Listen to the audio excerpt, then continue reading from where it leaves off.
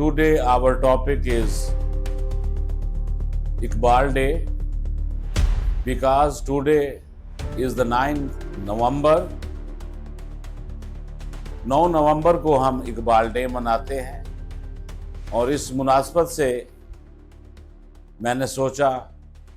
कि इकबाल डे पर एक अजीम हस्ती के मुतल्लिक आज के इस दिन की मुनासबत से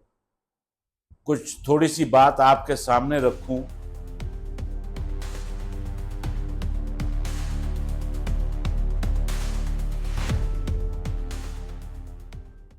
नौ नवंबर की अहमियत का अंदाज़ा इस बात से है कि इस दिन एक अजीम शायर, फ़लसफ़ी, हकीमुल उम्मत, मुस्लिम तहज़ीब का नुमाइंदा, बरसगीर की पूरी तहज़ीब जिस शख्सियत में मैनिफेस्ट हुई वो अल्लामा मोहम्मद इकबाल की है। थोड़ी देर बाद हम इस बात को जस्टिफाई करने की कोशिश करेंगे कि हमने इतनी बड़ी बात कैसे कह दी कि बरसगीर के मुसलमान दिलो दिमाग का निचोड़ अल्लामा इकबाल की शख्सियत, हकीमुल उम्मत, मुस्लिम फ़लसफ़ी, हकीम, शायर, फ़िलासफ़र की हैसियत, इन तमाम हैसियतों से और एक बहुत बड़ा दीनी व दुनियावी अलूम का बड़ा दिमाग जिसमें पूरी तहजीब मैनिफेस्ट हुई, वो किस बुनियाद पर हम बात कर रहे हैं। तो सबसे पहले बात करते हैं 9 नवंबर की। 9 नवंबर को एक दूसरा वाकया इसके साथ जुड़ा हुआ है। 9 नवंबर के दिन को वर्ल्ड उर्दू डे के तौर पर भी मनाया जाता है। उर्दू का आलमी दिन भी 9 नवंबर को मनाया जाता है, पूरे वर्ल्ड में सेलिब्रेट होता है और इसके साथ उर्दू की ज़बान की तरक्की, उसकी अहमियत और इसको अल्लामा इकबाल के साथ जोड़कर ख़ास तौर पर इसको सेलिब्रेट किया जाता है, उर्दू ज़बान को। इसके बाद 9 नवंबर की एक तीसरी अहमियत तारीखी तौर पर जुड़ी हुई है कि 9 नवंबर को मशहूर बर्लिन वॉल, दो eastern and western Berlin wall जो है, वो खित्ते जो है इस दीवार की वजह से बने हुए थे, लेकिन 9 नवंबर को ये दीवार बर्लिन डिमोलिश हुई और ईस्टर्न और वेस्टर्न बर्लिन जो है वो दो से एक की सूरत अख्तियार कर गया। तो ये भी 9 नवंबर की एक तहरीकी अहमियत है। लेकिन आज का हमारा मौजू अल्लामा इकबाल की शख्सियत है, उसका फिक्री काम है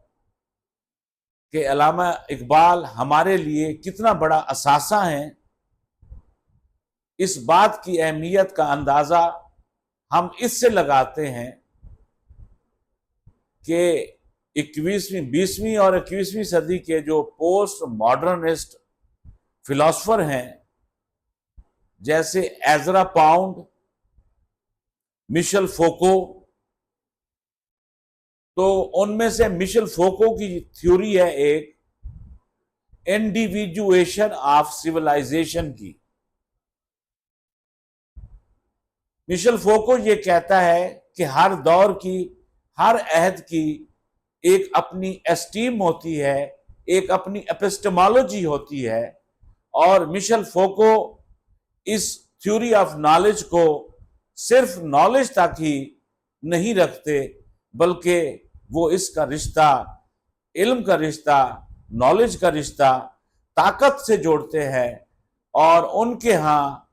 इल्म की थ्योरी महज इल्म नहीं है, बल्कि इसके साथ पावर का भी बुनियादी किरदार है। तो वो कहता है कि तारीखों में पिछली जितनी भी तारीख इंसान की जो 10,000 साला डॉक्यूमेंटेड हिस्ट्री है ह्यूमन बीइंग्स की, उसमें हर दौर की अपनी एक एपिस्टेमोलॉजी होती है,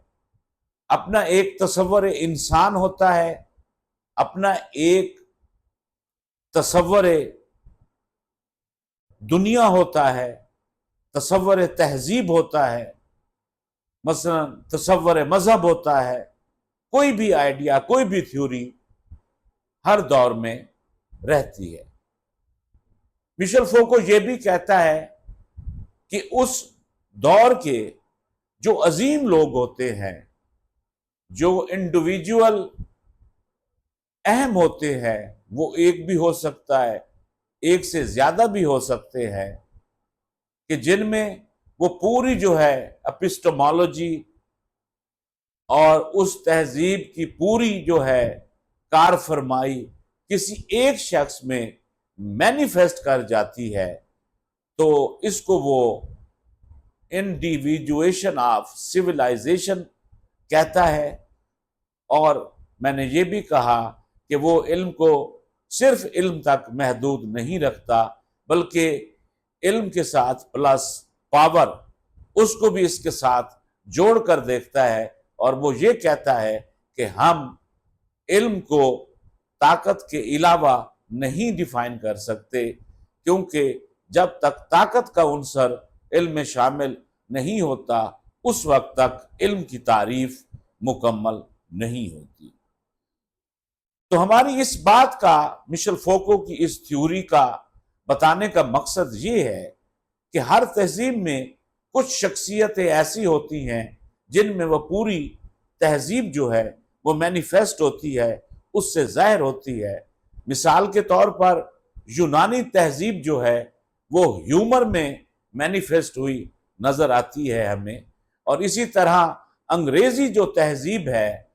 वो हमें बैकन में, फ्रांसिस बैकन में नजर आती है, या शेक्सपियर में वो मैनिफेस्ट होती है।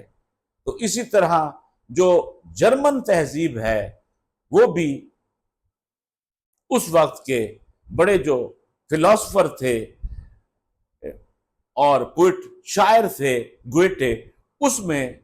मैनिफेस्ट होते हुए नजर आती है। तो इसी तरह बरे सगीर, अब तो ये पाकिस्तान और इंडिया बरे सगीर पाको हिंद हैं, इससे पहले पार्टीशन से पहले से लेकर और शुरू तक सब कॉन्टिनेंट की जो in connection with Indus civilisation है उसके साथ जोड़कर देखा जाए तो हमारी बरे सगीर की मुस्लिम तहजीब जो है वो सारी की सारी अल्लामा मोहम्मद इकबाल में मैनिफेस्ट हुई है, जिसका इजहार उन्होंने अपनी शायरी और अपने मशहूर खुतबात में भरपूर अंदाज में किया है, जिसको आज पूरा वर्ल्ड वो मानता है। क्योंकि अल्लामा मोहम्मद इकबाल की शख्सियत जो है वो दुनिया के तकरीबन हर जबानों में अल्लामा मोहम्मद इकबाल का जो फिक्री व नसरी काम है वो शाया हो चुका है, जर्मन जबान में, इंग्लिश जबान में, और इसके अलावा बाकी और भी बहुत सी, जैसे पर्शिया हो गई, अल्लामा मोहम्मद इकबाल की ज़्यादातर शायरी पर्शिया में है, और ईरान में आज भी अल्लामा मोहम्मद इकबाल की को उनका अपना मुस्लिम तहजीब का शायर माना जाता है। इसी तरह दीगर एशियन ममालिक हैं जहाँ पर उनके अपने समाजी व और उसी खित्ते के रहने वाले शायर, उनके अपने आइडियल हैं, उनके अपने हीरो हैं। लेकिन अल्लामा मोहम्मद इकबाल एक ऐसा शायर, एक ऐसा अजीम फलसफी है जिसकी शख्सियत न सिर्फ इस खित्ते में, पाकिस्तान जहां वो पैदा हुए और पले बढ़े और अपने फन का इजहार किया, तो बाकी ऐसा कोई शायर नजर नहीं आता। तो आज की हमारी इस वीडियो का मकसद ये था, इस 9 नवंबर के हवाले से, ताकि हम अल्लामा मोहम्मद इकबाल की शख्सियत को ना भूलें और अपनी जिंदगी और खुसूसन आज के इस दिन में जबकि मुसलमान हर जगह पर पसपा नजर आते हैं, चाहे वो इल्मी मैदान हो, चाहे वो साइंसी मैदान हो, देखने को, बात करने को अगर की जाए तो हजारों मकालात पीएचडी की सतह पर पाकिस्तान में लिखे जा रहे हैं, लेकिन कंटेंट नजर नहीं आता। तो इस तरह एक जो इल्मी बहरान नजर आता है, इसको अगर दूर करना है तो अल्लामा मोहम्मद इकबाल से हमें रजू करना पड़ेगा, जो अपनी शायरी के जरिए हमें आज से तकरीबन 100 कई साल पहले, रफली 100 साल पहले कह सकते हैं कि वो हमें तंबीह कर चुके हैं, कुछ ऐसी बातें सुझा चुके हैं कि आज का जो कंक्रीट माइंड है, जो मॉडर्न और ख़ास तौर पर अब पोस्ट मॉडर्निस्ट दौर का जो शख्स है, वो ख्यालात कंक्रीट आइडियाज़ को तस्लीम करता है और अब मेटाफिजिक्स को बहुत तेज़ी से और जिस चालाकी से मगरब ने ख़त्म किया, फ़लसफ़े से निकाला, हमें ज़रूरत है कि हम अल्लामा मोहम्मद इकबाल की शायरी और ख़ास तौर पर उनकी जो किताब है the reconstruction of religious thoughts in Islam, वो एक ऐसी किताब है कि जिसको मैं यहाँ के जो आला सतह जहन समझ बूझ रखने वाले पढ़े लिखे नौजवान हैं या बुजुर्ग हैं या मैच्योर उम्र में फाल करते हैं या अभी वो महज टीन एजर हैं, लेकिन वो अपने मुल्क, कौम और ख़ास तौर पर हजूर पाक हज़रत मोहम्मद सल्लल्लाहु अलैहि वसल्लम की उम्मत के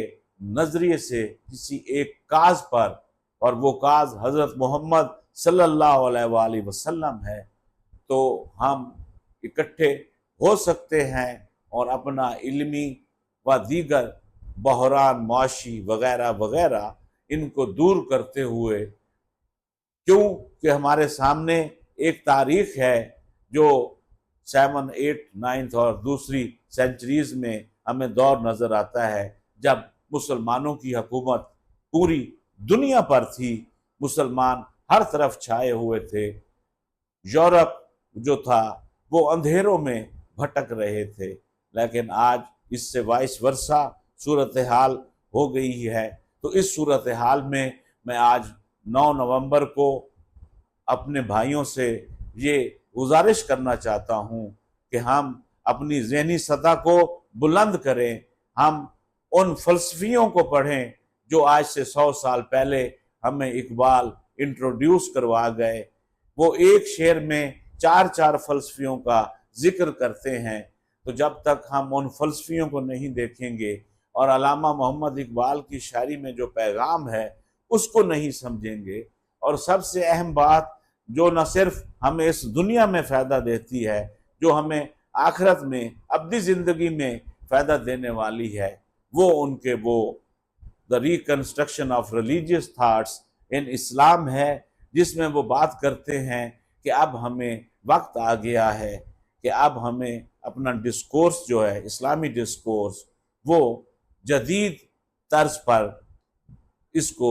बनाने की ज़रूरत है, देखने की और काम करने की ज़रूरत है। उन्होंने साथ ये भी कहा कि ये तो मेरे इब्तदाई आइडियाज़ हैं, आने वाले वक्तों में उन्हें बहुत यकीन था अपने नौजवानों पर, ख़ास तौर पर, क्योंकि वो हर जगह यही कहते थे कि मुझे नौजवानों से बड़ी उम्मीद है, और वो बात भी ठीक करते हैं, किसी भी कौम का जो मुस्तकबिल होता है वो उस कौम के नौजवान होते हैं। तो इसलिए हमें अल्लामा मोहम्मद इकबाल, यहाँ मैं व्यूअर्स को एक बात ये भी बताता चलूँ कि बहुत जल्द हम अल्लामा मोहम्मद इकबाल की शायरी को तो शुरू कर ही चुके हैं, लेकिन हम उनकी जो बुक है जो कि दरअसल दकीक फ़लसफ़े की बात करती है, दकीक फ़लसफ़े से मुतल्लिक है, वो the reconstruction of religious thought in Islam है, और इस्लाम हमारे लिए कितना अहम है ये हम सबको मालूम है। इसी के साथ ही आज की इस दिन के मुनासबत से अल्लामा मोहम्मद इकबाल को सल्यूट पेश करते हैं, ट्राइब्यूट पेश करते हैं। अल्लाह हाफ़िज़।